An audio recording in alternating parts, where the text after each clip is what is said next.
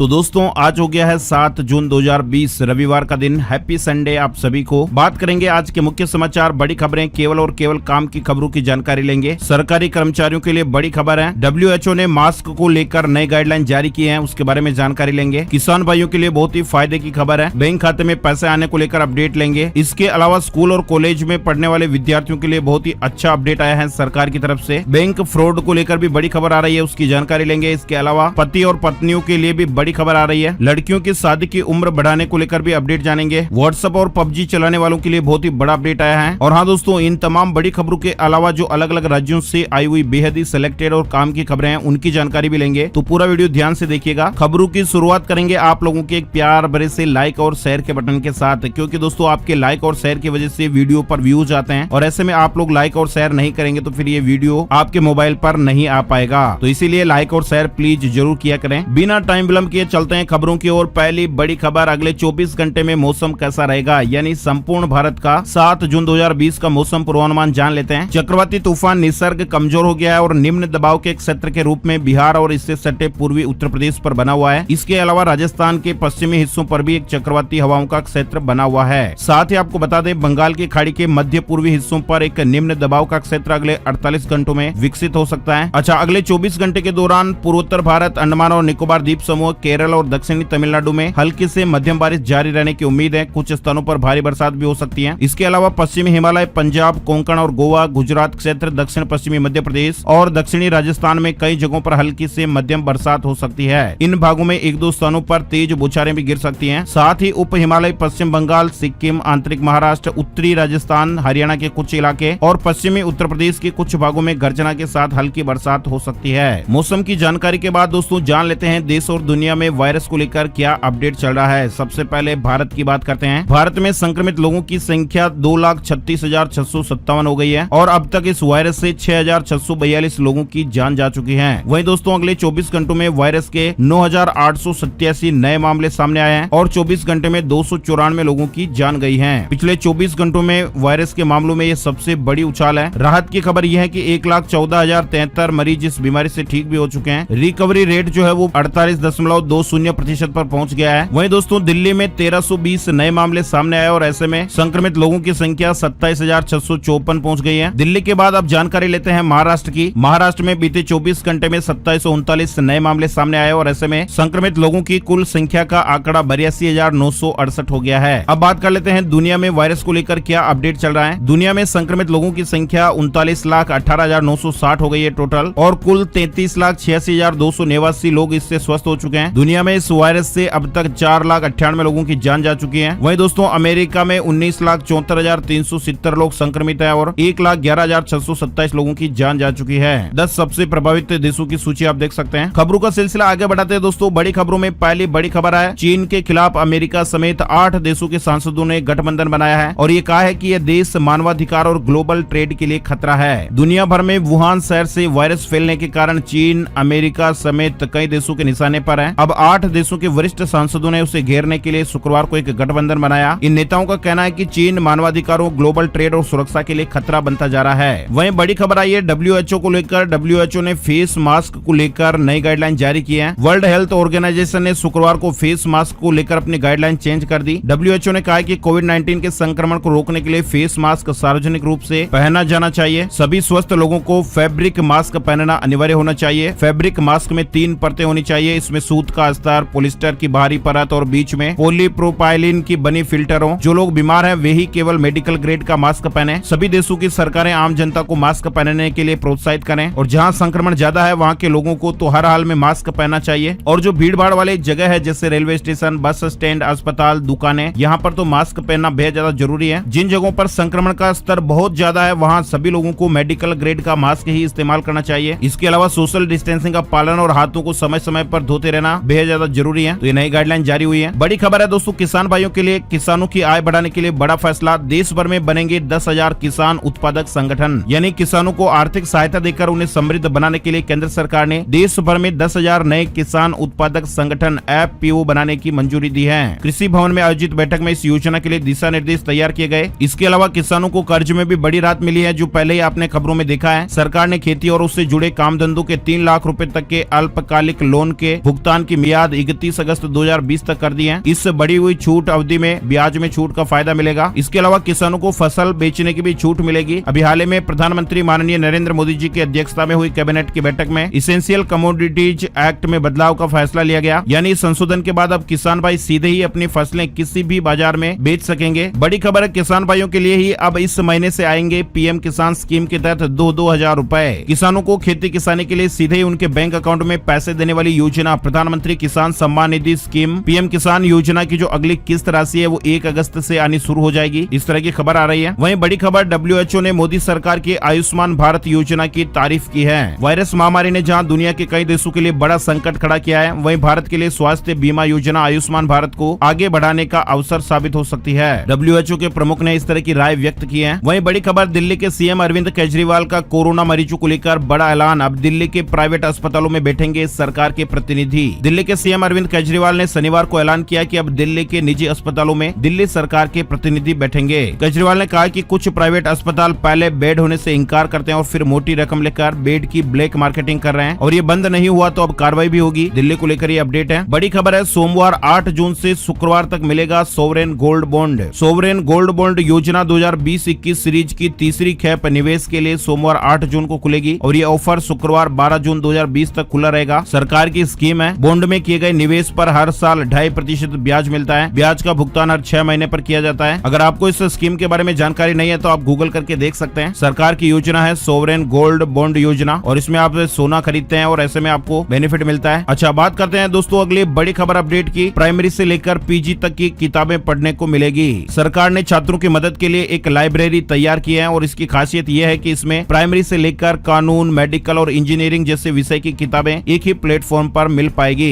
HRD ministry द्वारा तैयार national digital library में 4.5 करोड़ से अधिक किताबें हैं और ये किताबें आप यहाँ पर लिंक दिया गया है वेबसाइट का, इस लिंक पर आप पढ़ सकते हैं। केंद्रीय मानव संसाधन विकास मंत्री रमेश पोखरियाल निशंक के मुताबिक ये लाइब्रेरी पूरे देश के छात्रों के लिए है और ये पोर्टल प्राइमरी से लेकर पोस्ट ग्रेजुएट लेवल तक सभी विषयों को कवर करता है। नेशनल डिजिटल लाइब्रेरी में क्षेत्रीय भाषाओं में भी किताबें उपलब्ध हैं। यानी इस वेबसाइट पर अब तक 4 करोड़ 60 लाख के करीब किताबें अपलोड कराई जा चुकी हैं। बड़ी खबर आ रही है, लॉकडाउन के बीच इस बैंक में सामने आया 285 करोड़ रुपए के फ्रॉड का मामला। निजी क्षेत्र के कर्नाटक बैंक ने अपने 4 ऋण खातों में 285 करोड़ रुपए से अधिक की धोखाधड़ी की जानकारी रिजर्व बैंक को दी है। वहीं दोस्तों बड़ी खबर आ रही है, दिल्ली की इस कोर्ट का अहम फैसला आया है। पत्नी कमाती है तो पति से गुजारा भत्ता की हकदार नहीं होगी। पत्नी की गुजारा भत्ता याचिका पर अदालत ने एक अहम तरह का फैसला सुनाया है। अदालत ने कहा है कि अगर पत्नी कमाने योग्य है तो वो पति से गुजारा भत्ता मांगने की हकदार नहीं है। रोहिणी स्थित अतिरिक्त सत्र न्यायाधीश ए पांडे की अदालत ने अपने फैसले का विस्तृत से व्याख्या करते हुए कहा कि यदि पत्नी या महिला उच्च शिक्षित है और शारीरिक तौर पर स्वस्थ है तो उसे कमाकर खाना चाहिए। जानबूझकर अपनी योग्यता को दबाना कानूनी व नैतिक दोनों तरीकों से गलत होता है। अगली बड़ी खबर, 5 सालों में देश में विकसित किए जाएंगे 200 नगर वन। शहरी वन योजना के तहत इनका विकास होगा। विश्व पर्यावरण दिवस पर केंद्र सरकार ने शहरों में फिर से जंगल विकसित करने की एक नई पहल शुरू की है। शहरी वन योजना के तहत इनका विकास किया जाएगा और अगले 5 सालों में देश भर में 200 नगर वन विकसित किए जाएंगे। इसके लिए राज्यों से प्रस्ताव मांगे गए हैं। वहीं दोस्तों बड़ी खबर आ रही है, लड़कियों की शादी की उम्र बढ़ाने पर मंथन शुरू। सरकार ने किया टास्क फोर्स का गठन। लड़कियों के विवाह और मातृत्व की आयु तय करने पर मंथन शुरू हो गया है। सरकार ने मातृ मृत्यु दर MMR कम करने के उद्देश्य से मातृत्व प्रवेश आयु की समीक्षा के लिए टास्क फोर्स यानी कार्यदल का गठन किया है। टास्क फोर्स 31 जुलाई तक अपनी रिपोर्ट देगा। मातृत्व प्रवेश आयु समीक्षा से संकेत मिलता है कि एक बार फिर लड़कियों की शादी की न्यूनतम आयु बढ़ाई जा सकती है जो अभी 18 वर्ष है। साथ ही अगली बड़ी खबर, वायरस लॉकडाउन के बीच सरकार ने कंपनियों को राहत देने के लिए कानून में बड़ा बदलाव किया है। सरकार ने एक अध्यादेश के जरिए इंसॉल्वेंसी एंड बैंकरप्सी कोड में बदलाव कर दिया है। यानी दोस्तों आपने भी कारोबार चलाने के लिए बैंक से अगर लोन लिया है और लोन नहीं चुकाने की वजह से आप परेशान है तो आपको इस संशोधन से राहत मिलेगी। डिटेल से और जानकारी आप देख सकते हैं। बड़ी खबर अमरनाथ यात्रा 2020 को लेकर है। 14 दिन की यात्रा, नियम सख्त है और 14 से कम और 55 साल से अधिक उम्र वाले नहीं होंगे शामिल। वायरस के कारण इस बार की अमरनाथ यात्रा मात्र 14 दिनों की होगी और ये यात्रा 21 जुलाई को शुरू होकर 3 अगस्त को श्रावण पूर्णिमा को समाप्त होगी। 14 साल से कम और 55 साल से अधिक आयु वालों को अनुमति नहीं होगी, जबकि स्वास्थ्य प्रमाण पत्र के अतिरिक्त वायरस टेस्ट करवाकर उसका प्रमाण पत्र भी संलग्न करना होगा। ये जानकारी श्री अमरनाथ जी श्राइन बोर्ड के एक अधिकारी ने दी है। इस तरह की मीडिया रिपोर्ट चल रही है। बड़ी खबर आ रही है, सरकारी कर्मचारियों के लिए, केंद्रीय कर्मचारियों, पेंशन भोगियों के लिए जरूरी खबर है। DA के भुगतान संबंधी याचिका पर कोर्ट ने बड़ा फैसला दिया है। महंगाई भत्ते में इजाफे पर पिछले दिनों केंद्र सरकार सरकार ने रोक लगा दी थी। राइट, सरकार के इस निर्णय को दिल्ली हाईकोर्ट में चुनौती दी गई और इसमें डीए के भुगतान पर लगी रोक को खारिज करने की मांग की गई। लेकिन आपको बता दें, हाईकोर्ट ने इस पर अपना फैसला सुना दिया है और आदेश के अनुसार कोर्ट ने इस याचिका को खारिज कर दिया है। बड़ी खबर जम्मू कश्मीर को लेकर आई है। जम्मू कश्मीर के कर्मचारियों के लिए मेरा वेतन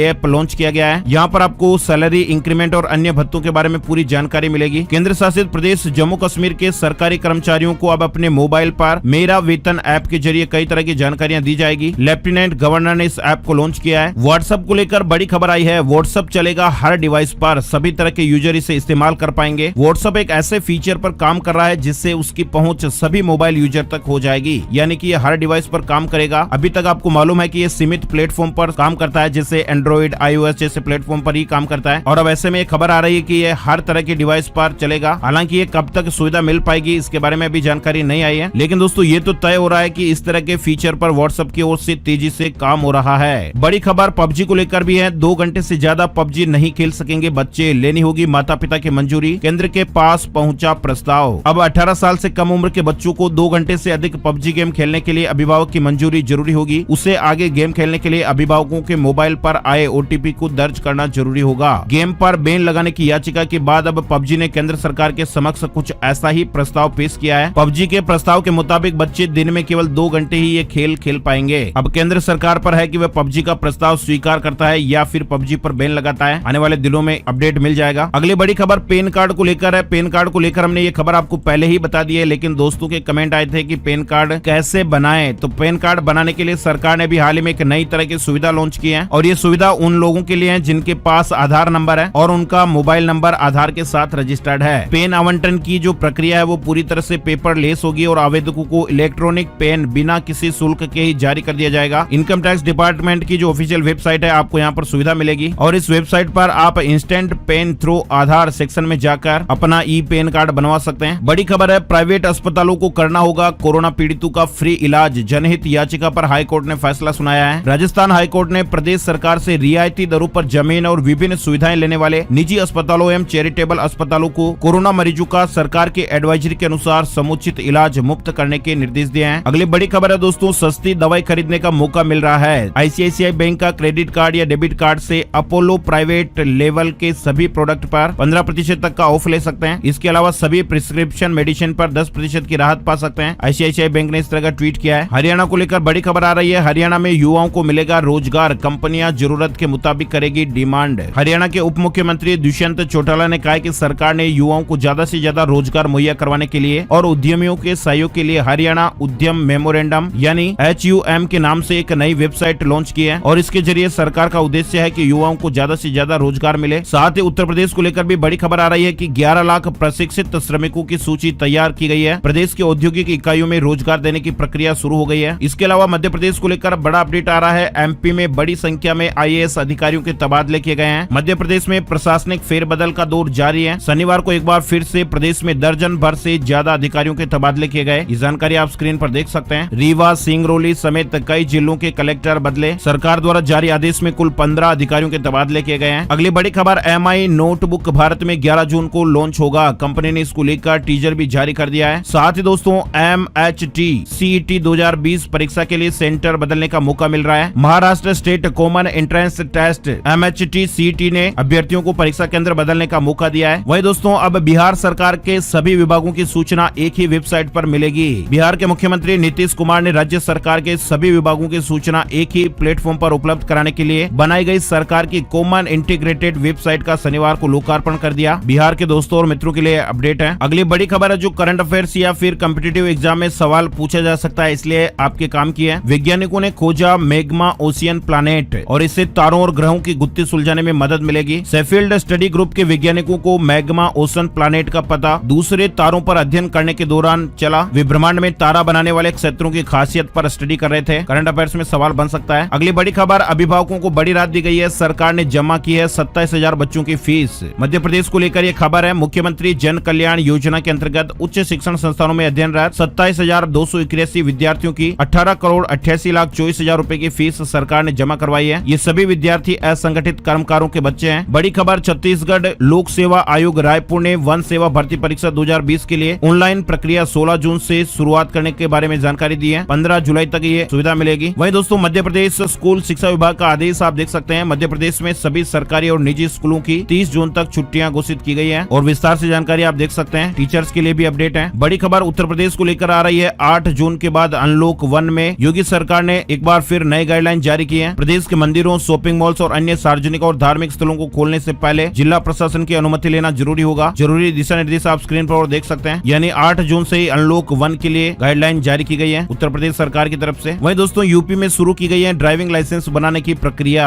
उत्तर प्रदेश में ड्राइविंग लाइसेंस बनाने की प्रक्रिया शुरू हो गई है और पहले चरण में केवल स्थायी लाइसेंस ही बनाए जाएंगे। साथ ही उन लर्निंग लाइसेंस की वैधता 30 जून तक बढ़ा दी गई है जो 1 फरवरी के बाद समाप्त हो रहे थे। आरटीओ ऑफिस में अपॉइंटमेंट के लिए 3 टाइम स्लॉट निर्धारित किए गए हैं। ये जानकारी आप देख सकते हैं। बड़ी खबर पंजाब को लेकर आई है। पंजाब में अध्यापकों के तबादले के लिए आवेदन की नई तिथि घोषित। पंजाब सरकार ने अध्यापकों, कंप्यूटर फैकल्टी और शिक्षा प्रोवाइडर, ईजीएस, एआईई, एसटीआर, वॉलंटियर्स के तबादले के लिए आवेदन करने की अंतिम तारीख बढ़ाकर 12 जून 2020 कर दी है। साथ ही आपको बता दें प्रधानमंत्री आवास योजना के फ्लैट हुए हैं महंगे, अब 2 लाख रुपए ज्यादा चुकाने होंगे। उत्तर प्रदेश सरकार की ओर से ऐसा शासनादेश जारी किया गया है जिसमें बताया गया है कि अब गाजियाबाद विकास प्राधिकरण यानी जीडीए जो भी प्रधानमंत्री आवास की योजना लाएगा उसमें मकान लेने के लिए आवेदक को पहले की अपेक्षा 2 लाख रुपए अधिक देने होंगे। इस तरह की खबर है। आगे बढ़ते दोस्तों अगली बड़ी खबर यूपीएससी की आधिकारिक वेबसाइट पर 10 जून को जारी हो जाएगी एनडीए एनए एग्जाम की डिटेल्स। विद्यार्थियों के लिए अपडेट है। बड़ी खबर राजस्थान में भी सोमवार से खुल सकेंगे होटल, शॉपिंग मॉल्स। नियमों का पालन करना होगा। राजस्थान सरकार ने इन्हें खोलने की सशर्त मंजूरी दी है। इसके लिए नियम भी बनाए गए हैं और इन नियमों के अनुसार ही होटल, शॉपिंग मॉल्स, रेस्टोरेंट और क्लब सोमवार से खुल पाएंगे। इसके लिए आपको नियमों का पालन करना जरूरी होगा। किन इलाकों में खुल पाएंगे, किन इलाकों में नहीं खुलेंगे, इसको लेकर गाइडलाइंस अपडेट कर दी गई है। वहीं दोस्तों बड़ी खबर है हिमाचल के 21 लाख बिजली उपभोक्ताओं को बड़ी राहत मिलेगी। दरअसल प्रदेश सरकार ने हिमाचल के बिजली उपभोक्ताओं को बड़ी राहत दी है। इस साल प्रदेश में बिजली की दरें नहीं बढ़ाई जाएगी। सरकार ने इस तरह का फैसला लिया है। यानी दोस्तों साल 2019-20 की बिजली दरें ही इस साल भी लागू रहेंगी और लॉकडाउन के चलते घरेलू सहित व्यावसायिक और औद्योगिक इकाइयों को बड़ी राहत मिली है। अगली बड़ी खबर उत्तराखंड में बची हुई परीक्षाएं अब 20 से 23 जून के बीच आयोजित होंगी। उत्तराखंड बोर्ड की ओर से इस तरह की जानकारी दी गई है। इसके अलावा सभी कॉपियों का मूल्यांकन 15 जुलाई तक कर लिया जाएगा। नेक्स्ट बड़ी खबर देख सकते हैं फिक्स डिपॉजिट में इन्वेस्ट करने पर मिलेगा 50 लाख रुपए का बीमा।